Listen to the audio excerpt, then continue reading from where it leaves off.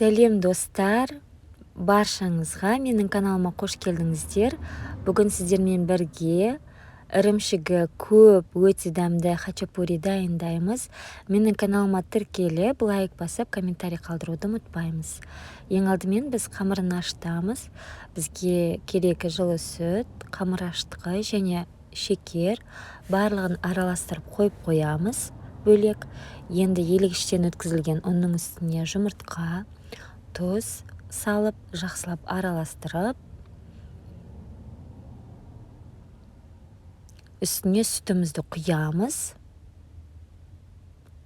Жақсылап араластырып, қолға жабысатындай етіп, қамыр илейміз. Қамырыңыз қолға жабысса, ол еш нәрсе етпейді және жұмсақ болу керек. Ең соңында күнбағыс майын қосуды ұмытып кетпеңіздер. Енді қамырымызды илейміз осылай. Менің каналымда негізінде хачапуридің басқа да рецептісі бар. Оны да жасап көрсеңіздер болады. Ол кішкене басқаша түрі. Оны мен сковородкада пісіремін, ал бұл хачапуриді мен духовкада, кәдімгі пицца сияқты пісіремін. Өте дәмді болады. Сіздердің жаңағы сулугунидің фирмасына байланысты болады. Мен өзім нәтиженікін қолданамын. Кейбір фирмалардікі сондай тұзды, басқаша қышқыл болып келеді.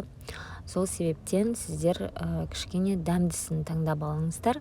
Сол кезде хачапуриларыңыздың дәмі өте керемет болып шығады. Енді біз ірімшігімізді осылай үккіштен өткіземіз. Ірі жағынан өткізе беріңіздер.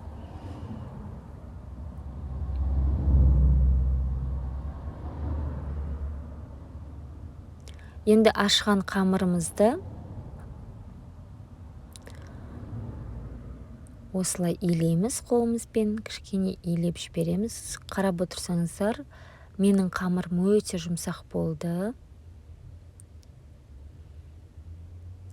Кішкене оқтаймен жаясыздар да, дәл ортасына қамырдың. Ортасына біз ірімшігімізді саламыз. Ірімшікті қолымызбен шарик тәріздес етіп, жабыстырып, дөңгелетіп, дәл қамырдың ортасына саласыздар. Видеодағыдай етіп жасап көресіздер. Көп осындай ірімшік аласыздар да. Ал қалған ірімшікті біз хачапуридің бетіне қосатын боламыз. Міне үлкен осындай шарик тәріздес етіп, қамырымыздың дәл ортасына саламыз да, жан жағын осылай жабыстырып, дөңгелек етеміз.